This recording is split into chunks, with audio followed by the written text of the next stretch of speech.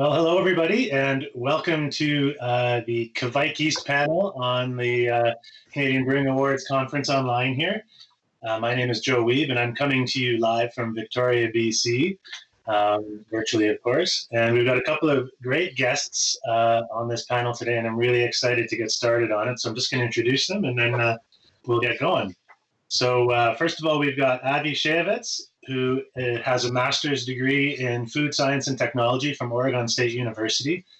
He's originally from Detroit, but now he lives in Montreal, where he is working for L'Allemande Incorporated and is heroically trying to sample every poutine in Montreal.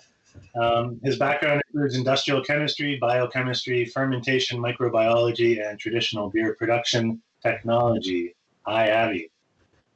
Hi, glad to be here.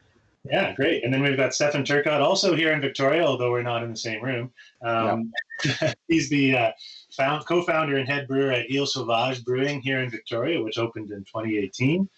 Prior to that, he got his BA in English and a master's in applied linguistics. He went to Korea and opened a brewery over there called Galmegi, you'll have to correct my pronunciation, in Busan, and also became an advanced Cicerone, our Vancouver Island's only advanced Cicerone, which is great, before he moved back here to open up Ile Sauvage. So thanks for joining us, Stefan. Yeah, thanks for having me. It's great to see you again. Yeah, exactly. I had the pleasure of attending a Kveik Yeast seminar you did for us for Victoria Beer Society Beer School program. I think it was back in January. Was that when we did it? Yeah. And it was really interesting and really entertaining, and so I'm really excited to get digging back into the topic, especially since that one was more geared towards like a little more of a general audience. I guess it was homebrewers too, but I think this one, as we're looking a little more deeply into the topic for with the brewer audience in mind, I'm excited to see what you guys get into here. So. Right off the top, does one of you want to take on the challenge of kind of describing the origins and history of Kveik Yeast and where it came from and all that? From what I understand, this was kind of a new project that I came into when I first started with L'Allemande. But this is something that has been championed for the last several years by actually a software engineer from Norway, Lars Gorshall. I don't know if you've heard of him. Fascinating person, and he has been trying to revive these ancient Norwegian styles. And by ancient, I mean anything that's older than 500 years. And the tradition in Norway, or in Scandinavia in general, including I guess anybody from Scandinavia would probably cringe if I say it like this, but like, including Finland, was that it was brewing was typically done at a small scale by individual families, and they may provide either just themselves or the local community with beer. And the way that this was done was that at the end of every brew, you would have this ring, typically made out of wood, high surface area that was dipped into the krausen at the top of the fermenting ale, and then allowed to dry. And over many, many years, I mean, we're talking centuries here, this has led to a selective breeding or almost unintentional evolution of specific strains of Saccharomyces cerevisiae that have gain the ability to withstand very high temperatures and being able to dry out for long periods of time, lay dormant for months at a time before they're used again. And this has captured L'Allemande's interest in the sense that we provide dry yeast for the brewing industry and for the food industry as a whole. And here we have this entire population of unprospected yeast that are just ripe for picking in terms of just their diversity, their usefulness, and their cultural and historical significance. Awesome. Yeah, Steph, do you have anything else to add to that based on your? Yeah, I mean, most of the knowledge, or all of the knowledge that I have, comes as well from Lars Garshall. his website is an amazing resource for documenting historical farmhouse brewing techniques, and also painstakingly cataloging all of these strains that he's picked up from individual farms across mostly Western Norway. There's so many reasons it's incredibly interesting and practical to brewers, but the thing I like from like maybe a macro perspective is it really gives us like a window into probably the way that beer was made around the world 500 to 1,000 years ago. Like, people were brewing small batches on farmstead with very primitive equipment, and it's really interesting to see how, as Avi suggested, like the selective pressure allowed for these yeasts to ferment incredibly quickly at incredibly warm temperatures. So I just think this is just so interesting, so fascinating, both historically and in our modern brewing techniques, to have yeast that behaves like this. Yeah, and so this is a pretty recent phenomenon, right? I mean, I think the initial his kind of initial sort of discoveries and announcements. We're talking only a few years ago, right? When this started happening. Like, how far back does this go? I think the first stuff I started to see was on a Facebook group called Milk the Funk, that a lot of us, people like myself who are interested in sour beer and mixed culture beer production, are a part of. And we started to see links to Lars' blog around like 2016. Yeah. And that's like kind of the first stuff I saw. And then it's just been kind of exponential since then. We've gone from, you could only get strains directly from people in Norway 2 to 3 years ago, to now having major yeast producers offer them as strains in their catalogs available to home brewers and commercial brewers alike. So that it's just incredible. It's been incredibly quick. Yeah. Yeah. And Steph, do you want to talk about the first time you used it, and kind of I think you told a funny story when you maybe it's not the first time, but you told me a story when first time you pitched it. I think you went away for the night and came back and you thought nothing had happened or something. Yeah. So prior to opening the brewery, when we moved back to Victoria, I had been homebrewing a bunch, and I'd finally got my hands on some of the strains. The first one I got my hand on was a blend called the Hornindal yeast blend, named after the region in Norway. And I'd been homebrewing with it for a bit, throwing it into different types of worts like IPAs, Saison type beers, sours. But the first time I used it commercially, we put it in, kind of tried to make a raw ale inspired beer based on some of the traditions in some valleys of Norway. And I had pitched the yeast at the end of our brew day into 30-degree centigrade wort, and left for the night and came back the next morning. And I was shocked because we use a blow-off tube into a bucket of sanitizer, and there was no movement. Usually when you come in the next morning after pitching, you see, good bubbling and agitation in that bucket. And I thought, my heart sank. I thought, oh my God, the first time I've used Kveik commercially, and it's a dud. And then, so I went and did the next thing, which was to check the gravity. And sure enough, we were at terminal gravity, which means the beer had fermented out overnight and was done by the next morning I had come in.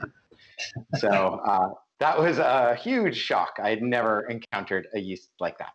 So yeah, so that's a good lead into what are some of the really unique characteristics that make this yeast so different from the more typical strains that brewers are using. Avi, do you want to talk about that? Yeah. So from a genetic point of view, it's a separate subset. It's a separate subpopulation from the greater population of Saccharomyces cerevisiae that's generally used in industry. So there's been a lot of research, especially with decreasing costs in bioinformatics and high throughput sequencing, which allows much finer detail into looking at the differences between individual strains, the species as a whole, and the differences and similarities between species within the Saccharomyces family. And one of the really interesting thing is, I think this was completed in 2018. There's been a total of about 1,011 strains in common industrial strains. So we're talking strains that are used in wine making, sake, beer, biofuels, like ethanol, distillation. to try to kind of figure out where Saccharomyces cerevisiae originated from.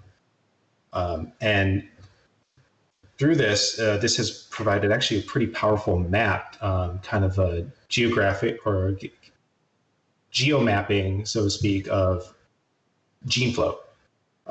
So we can actually like pinpoint or almost pinpoint like where these changes occurred, that we kind of got these offshoots. So most strains that are used today in the modern brewing industry are primarily related to a group called Beer 1 and Beer 2.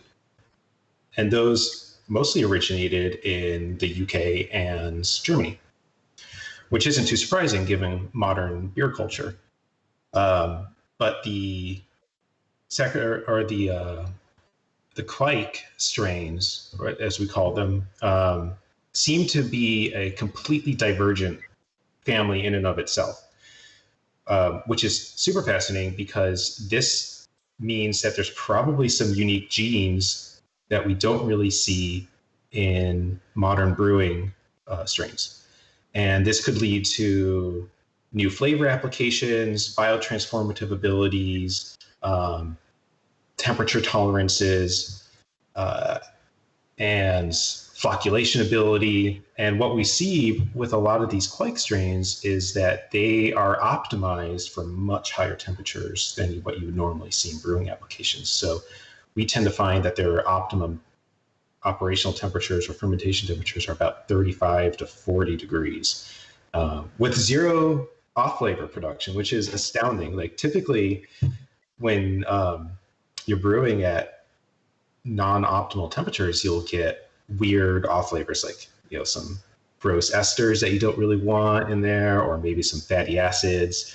But with these Kveik yeasts, what we're seeing is this pressure, this selective pressure for high temperatures have kind of pushed that optimum range much higher. So even at what we would normally associate as optimum temperatures, like 25, 30 degrees, we start to see those strange off flavors that you get from fermenting too cold with standard Saccharomyces cerevisiae strains. So that was something that kind of blew me away, because this wasn't really anything that I expected, given everything that I know, or everything that I've learned about brewing yeast in general. So. Yeah, so Steph, do you want to elaborate on that in more maybe direct terms, in terms of the types of characteristics that you've noticed in your brewing? Or yeah, I mean, it's difficult. Like he alluded to, when we're talking about Kveik, we're talking about hundreds of strains. So they do share a lot of things in common, but then I find in terms of flavor production, they can be quite different. So yeah, the temperature, the ability to be dried are some unique things, as well as the speed of fermentation, and the cleanliness and the lack of production of fusel alcohols and other off flavors. But in terms of flavor, it's really strain dependent. So I can only speak to like the flavors that we have been getting from the specific blends and strains that we're using. But kind of like maybe something that ties most of them together would be a fruitiness, especially veering towards the side of like citrus and like tropical fruit. I find a lot of the strains do exhibit that. Although we've been playing around recently with the Skare blend to make our quote unquote lager, which is actually an ale brewed with the Skare blend of Kveik, and we lager it for a month in tank and it tastes like a lager. So that there's an exception that breaks that rule. But the two main ones we use in our brewery are the Hornindal. We use a blend of two separate strains, which is the Lærdal and Hornindal, which are both fast fermenters and exhibit a good amount of fruitiness, and we find it gives a very nice tropical fruit flavor. And then as well, we use the Voss strain for our IPAs and pale ales, and we find it gives a really nice orange rind, like juicy orange character to the beers. So I like it for IPAs. That's not to say you can't brew a wide variety of styles with them at different temperatures, but both of these strains we like. One thing that kind of surprised me when I first started brewing commercially with Kveik was kind of the, I don't know if this is the correct term, but like the exothermic properties of the fermentation. So like normally when I pitch a beer and kind of turn my cooling off, you would see a beer go, maybe fermentation could drive the temperature up, 2 or 3 degrees at maximum in a large, I'm talking about either 1,000 or 2,000 liters of beer. But we've found with Kveik, we can pitch the yeast at like 29 degrees Celsius, and the yeast itself can rise the temperature of fermentation up to like 35, 36. So we've seen just the vigorousness, and it's kind of like, I don't know if it desire for warm temperatures is able to raise it that much. So we end up fermenting quite hot on a lot of these beers. It feels very strange because if you put your hand to the fermenter door that's unjacketed, it's warmer than your body temperature, which is normally a no-no for almost any beer production. So yeah, it's just been, that's why when I gave that talk before where you were there, Joe, I was kind of so excited because all of these things, I like the idea of, the received wisdom of the brewing community is great, but I love when something comes along and just like, flips it on its head. It's just so exciting. And it's also very practical at the same time because of the high fermentation temperatures and the vigorousness of the fermentations. We don't do it, but we could turn beers from grain to glass in 4 to 5 days if we wanted, which again is unheard of. Yeah. And I think you also said in your talk back in January that you could envision a brewery that didn't even have refrigeration making these beers, right? Yeah, well, I used to brew in Korea, and in the summer it was 35 degrees centigrade and humid, not unlike parts of North America, because it's monsoon season there. So it's just incredibly hot. And our glycol system there was taxed very heavily in the summer. And yeah, I could see like with Kveik just being able to turn that off in the summer and be able to produce clean ales and lagers, and only really needing the glycol to, crash them down to package them. So Avi, what's going on or I hope you can answer this, what's going on in the chemical side of things or on the genetic side of things or whatever that makes this yeast work so quickly and generate so much heat and so on in that brewing process? What do you think's happening there? Well, until we get a complete genome sequence of that, I can only speculate at the moment. But my guess is that because of, centuries of selective pressure have created these strains with very thermotolerant enzymes. And these are the enzymes that become slowly optimized with successive generations to work at higher and higher temperatures. So much of the actual fermentation process is entirely mediated by these enzymes. Whereas in, say, like more common strains or like just like standard brewing strains that we see in the industry, those have been optimized through for, say, 25 to 30 Celsius. But as for like any significant genetic changes, I don't know just yet. So. And when you said that there's literally hundreds, or maybe you didn't say hundreds, but like there's 100 different species or strains of Kveik yeast. Are we talking species? Are we talking strains? Like, what's the difference? Like, how do we divide? How do we classify that? So that's generally done by committee. I would say, because speciation in the microbial world it's a bit messy, because microbes are very good at swapping DNA with other microbes that you wouldn't necessarily expect. In fact, one of the interesting things about strain differences just among Saccharomyces cerevisiae is that there are very clear regions of the genome that we use to say, like, yeah, okay, so these strains are very clearly the same species because they share virtually identical, the genetic code in this region is virtually identical.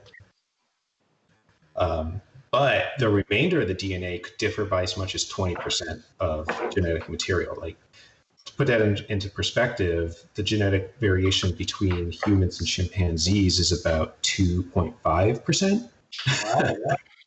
Wow. So yeah, that's it's a bit tricky when it comes to classifying strains and species with microbes, but we do have some techniques on hand that have been in use for quite a while and it served us well.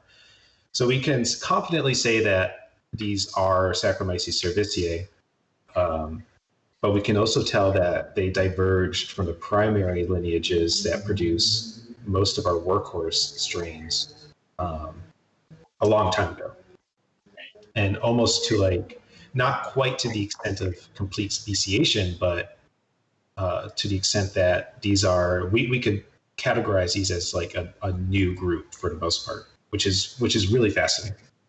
So how many different strains are available now of Kveik commercially, and is that changing all the time? And where are they all coming from? Are there more farms being discovered all the time? Is that the picture?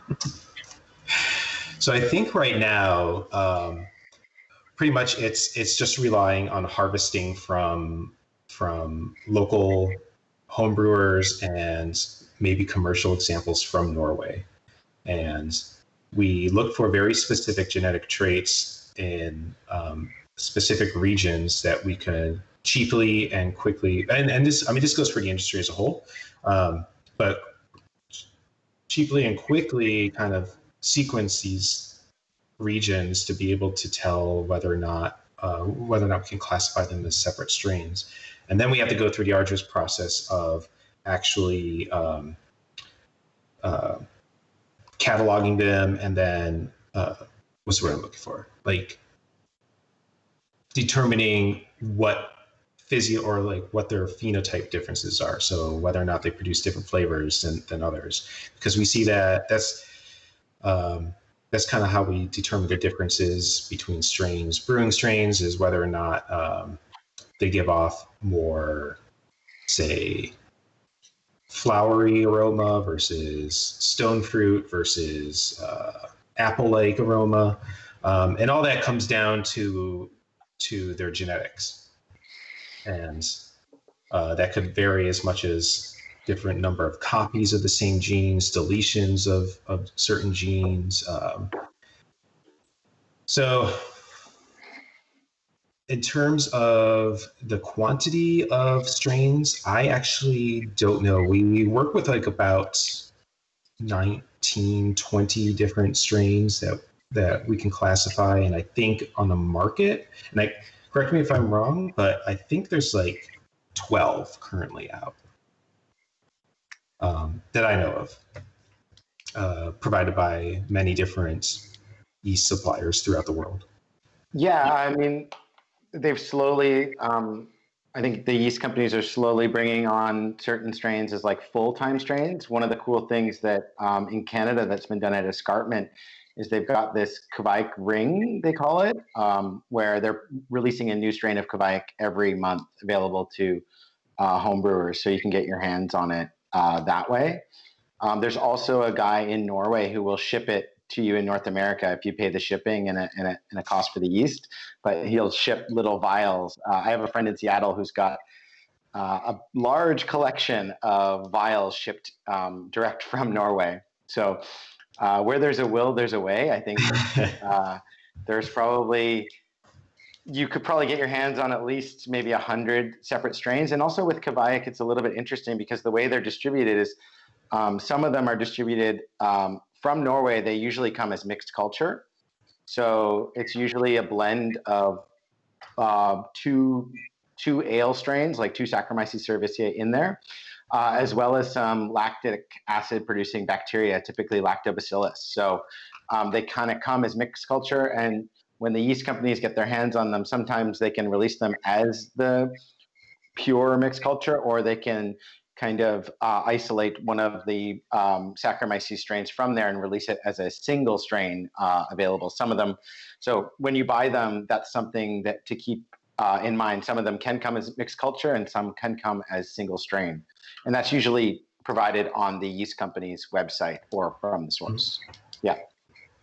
I know that for us, the Hornindal strains we use is actually a blend of 2 Saccharomyces strains in there. And then we blend it with a third, a single strain Kveik as well. And that's what we use to ferment all of our sour beers. We find it ferments super fast. It doesn't mind hanging out in a low pH environment. It ferments just as fast. And it also provides this really great tropical fruit canvas for our sour beers that we can then, dry hop or add fruit to. So I'm a big fan of using Kveik in blends as well as in single strain. What's some of the, I guess, lessons that brewing with Kveik has taught you already, Steph? Like, I think you most of the beers you brew now are Kveik, aren't they? Yeah, I think we're like 95% Kveik as our Saccharomyces strains. We do some mixed culture beers that don't really have, but we don't release nearly as much of them. And then we do a couple stouts, and I haven't used Kveik yet for stouts, but I have a strain in mind that I'd like to use, the Tormergarden, I think it's called, that I'd like to start using for our stouts. So then we could maybe move to almost 100% Kveik. One of the strange things is that the way that the Norwegian brewers have used it is by drying it.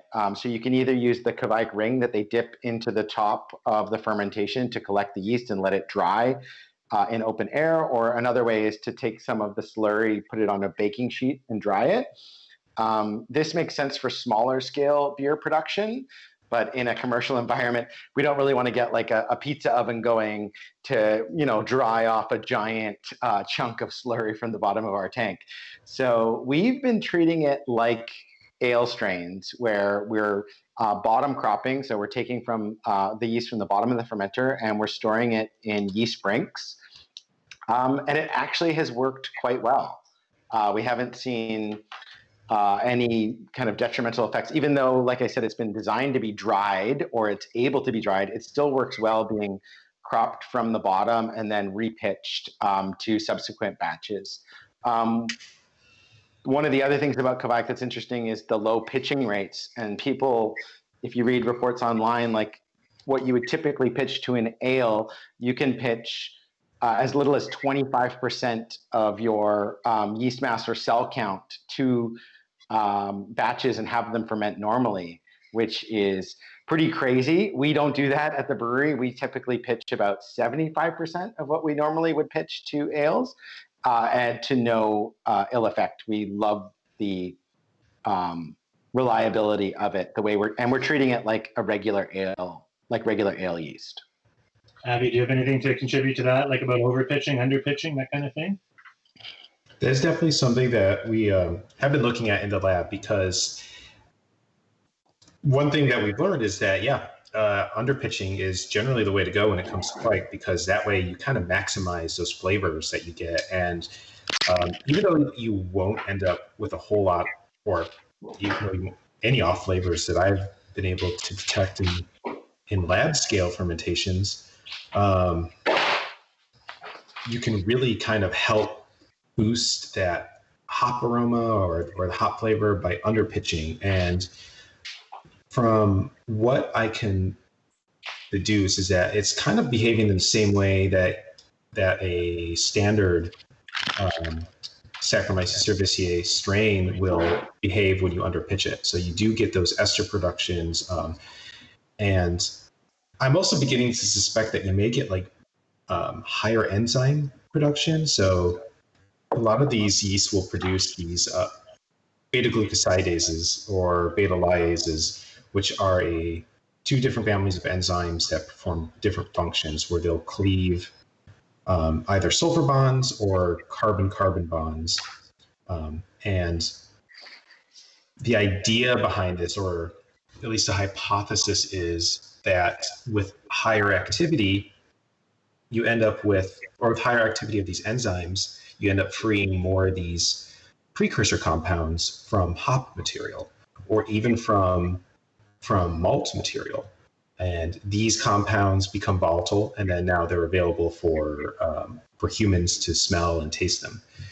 So underpitching kind of induces this feedback loop where these where the yeast will kind of go into like maybe hyper-competitive mode and start mass producing these enzymes, which will help just free up more sugars, and then byproduct of that is those whatever sits attached to those sugars is then now free to go off into solution in the beer.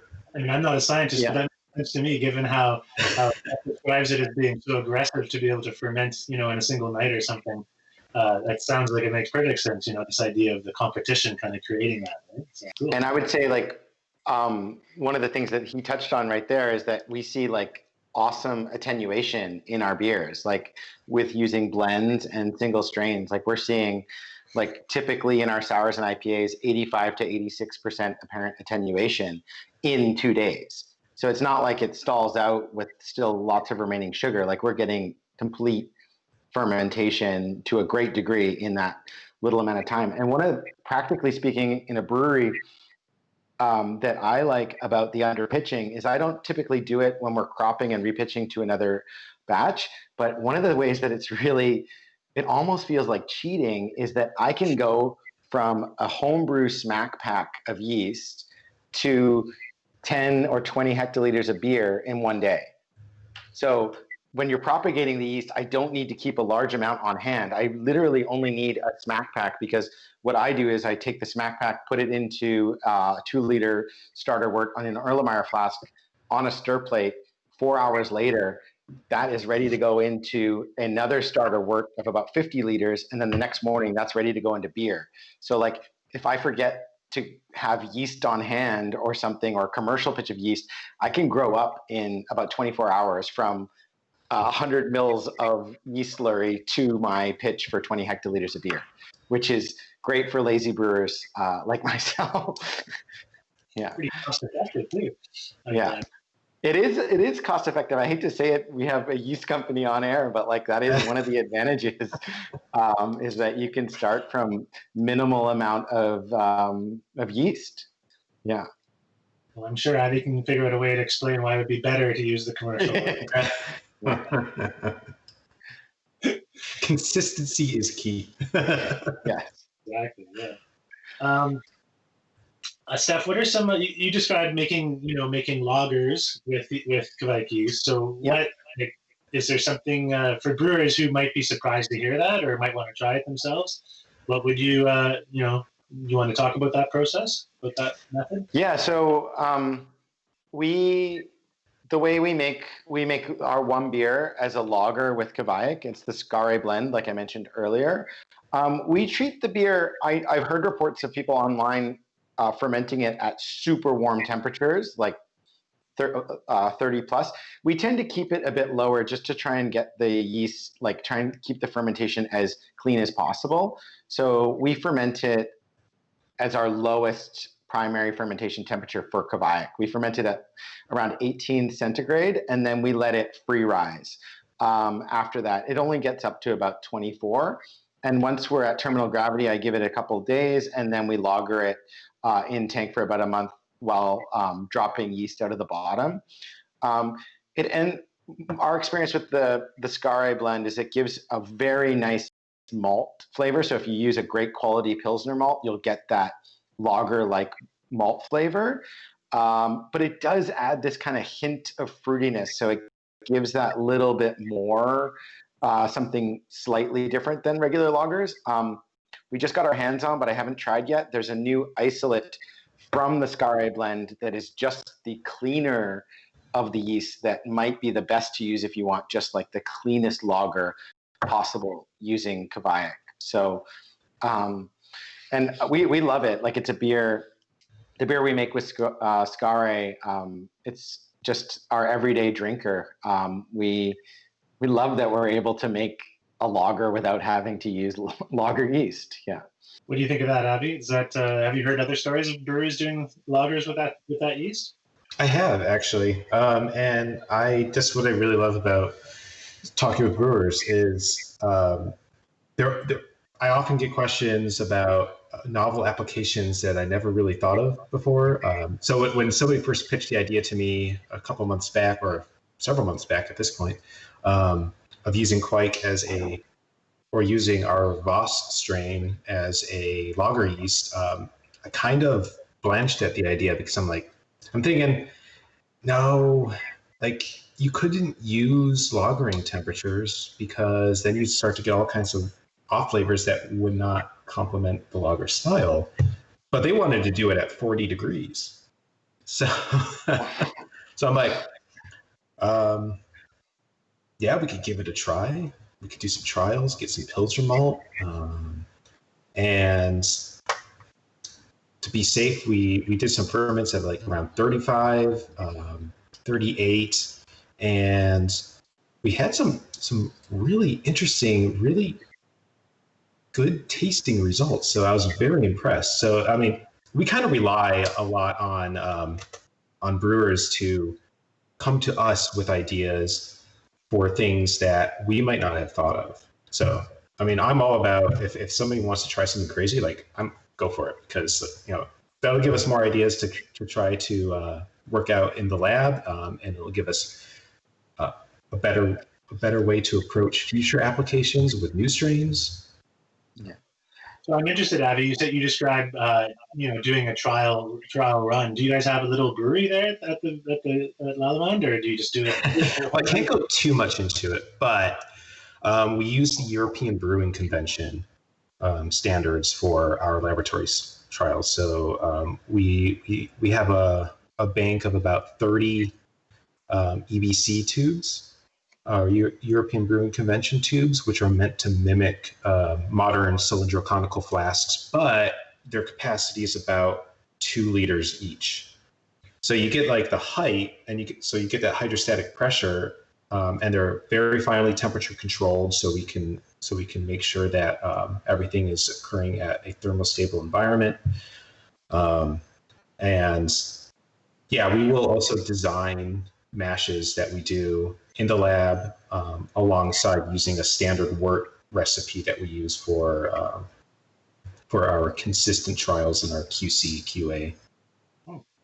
So you're brewing like a growler of beer at a time. Pretty much, yeah. and then like we got to bottle it and taste it. So I mean, it's I won't really complain, but it is tasting a lot of bad beer. Because we just like go through so much. Yeah. And I would add the other thing with Kveik for doing these experiments that I really like is that you can, like, so as opposed to like maybe 5 to 10 years ago, Saison strains started to take over and people started using them for everything. Hello? Sorry. And with Kveik, so if you use Saison strains to start brewing stouts and IPAs and lagers, you end up with all types of beer that taste like Saison. Like they all tend to taste the same. And with Kveik, it's not that way at all. It's just so much more exciting that way to play with these experiments because you can really let different ingredients shine and different yeast strains shine. So it's just that much more exciting. Like I was saying, you can make everything from lagers to stouts with them, which is kind of unheard of. Yeah, it's a good point with the Saison yeast. I mean, that's also a farmhouse yeast, right? The same kind of concept that it developed in isolation and so on. Are there other regions? I've heard something about Lithuanian farmhouse beer. Is there another thing going on in that vein from Lithuania? Or have you heard anything about that? Well, that's how Lars Gerschel got his start. So he's from Norway, but when he wrote a book about Lithuanian farmhouse beer practices, and that got him inspired to go back to Norway and seek out the farmhouse beers in his own backyard. I have only heard of one Lithuanian farmhouse strain that's kind of on the market right now, and I haven't used it personally, but I've heard cool things about it. Have you heard about any other regions where this sort of thing is being explored, or anything coming down the pipe that way? I've heard of a couple of projects that never really went through, but I think that with this renewed interest, that we will start to see more and more, almost like a brewing terroir, where nations or regions will start to look for something very specific to their region, sort of endemic to their region, because that was kind of like the whole idea of the allure of lambic style beers in particular. That was something that was brought to the North American beer scene, like mid 70s, early 80s, which kind of helped revive this style. I think that without the help of the North American import market, the Belgian lambic probably would have just been relegated to something that occurred maybe within the region of the Seine Valley and in Belgium, but that had experienced a sharp decline after World War II. But with this renewed interest, especially with culturally significant and historically significant styles of beers, and if you have people championing their cause like Lars was doing with Kveik, I believe that we'll start to see some more. I mean, we're already seeing some really interesting work coming out of the United States. The University of the Sciences down in Philadelphia had isolated a very particular species of Lechancia for non-conventional beer brewing. I haven't heard about the Lithuania Farmhouse Ale until recently, until it was actually brought up in conversation with you guys, actually. But coming out of Japan, there's some interest in using sake strains for making beer, beers from or strains from Southeast Asia, Patagonia, Brazil. There's renewed interest for local using local microbes for stuff like that.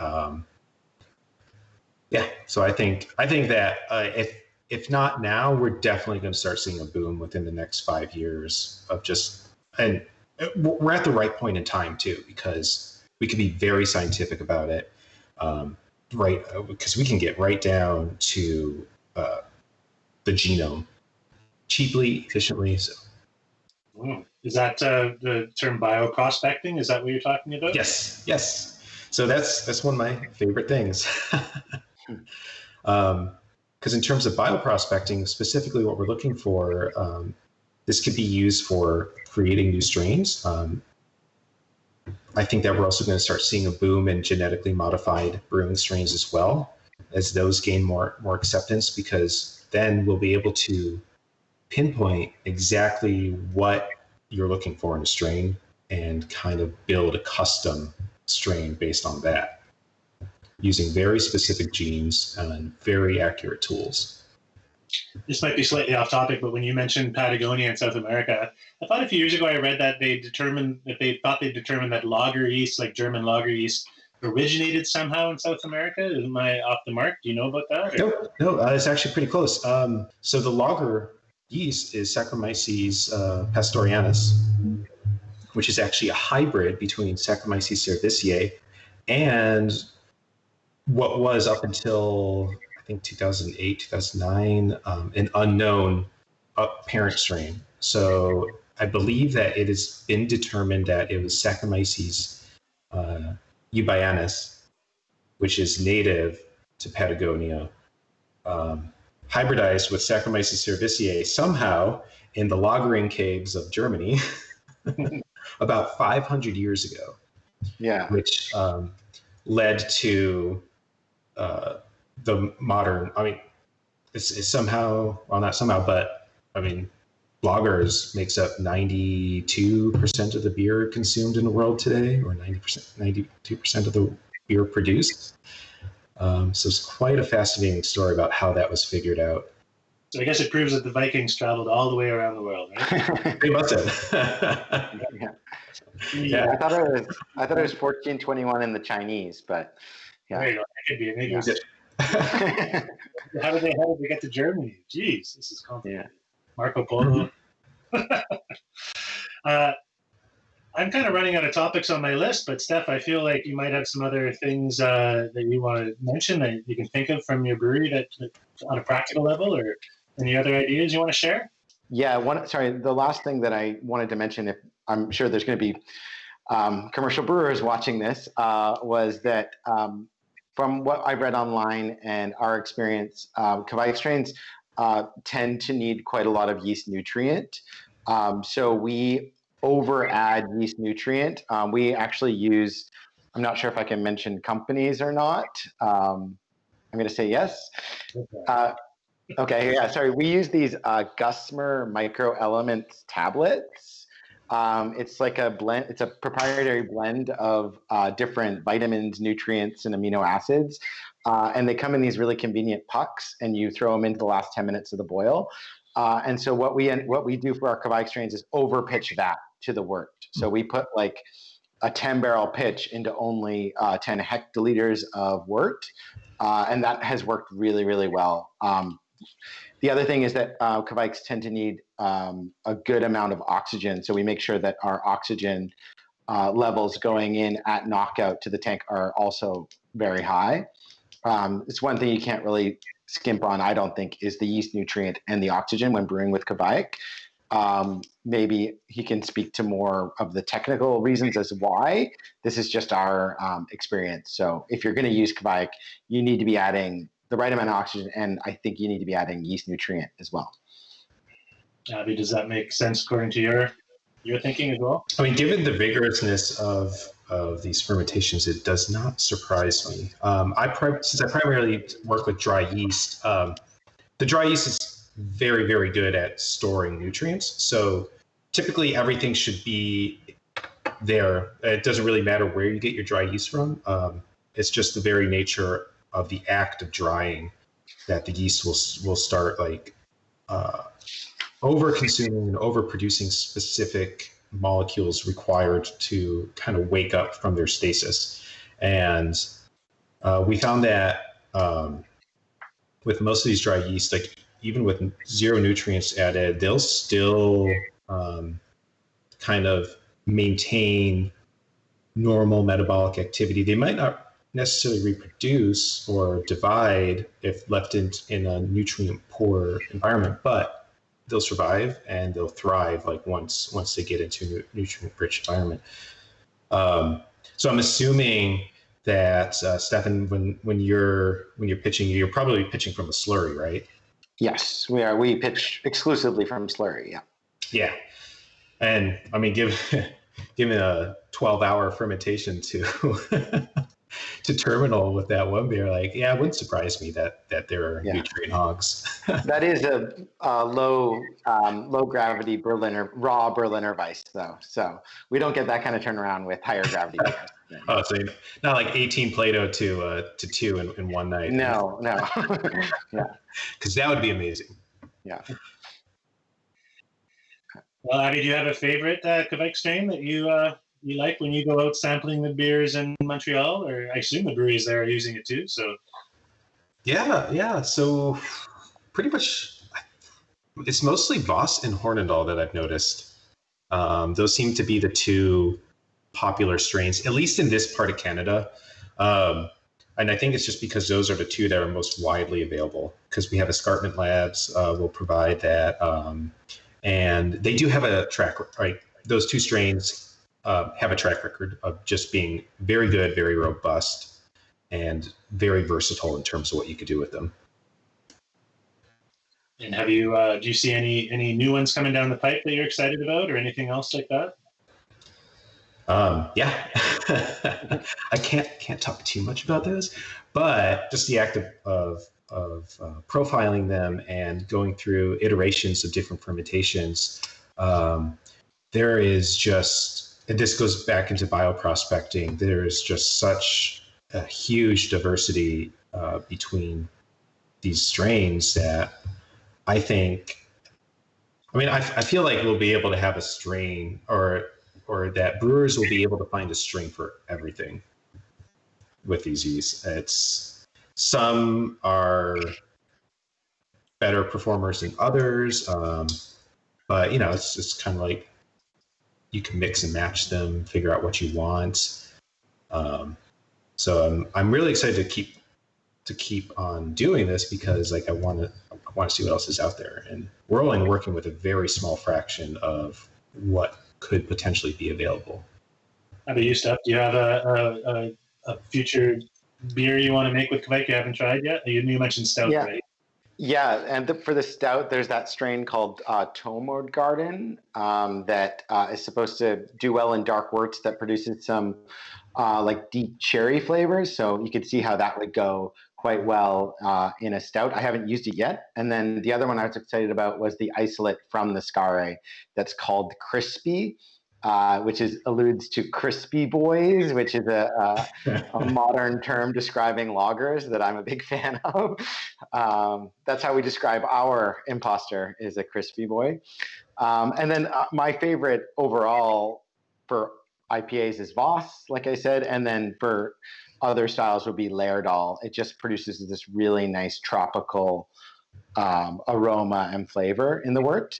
And then one thing we didn't quite touch on that I wanted to just make sure I wedge in here is that it can be difficult for brewers, I think, to name the beers because the people want to just put the label Kveik on everything that has Kveik in it on the beer label, and that can be a little bit problematic for brewers and consumers alike because Kveik isn't a style. Do you know what I mean? Like calling something a Kveik ale doesn't really tell. Like we've already talked about the sheer breadth of flavor and aroma and beer styles you can make with it. So calling something a Kveik ale really means you're calling it an ale, and doesn't really help that much. So I think we kind of need to like just be careful a little bit to make sure consumers know that it's still like it's a hazy IPA brewed with, Voss or Kveik, or it is a sour brewed with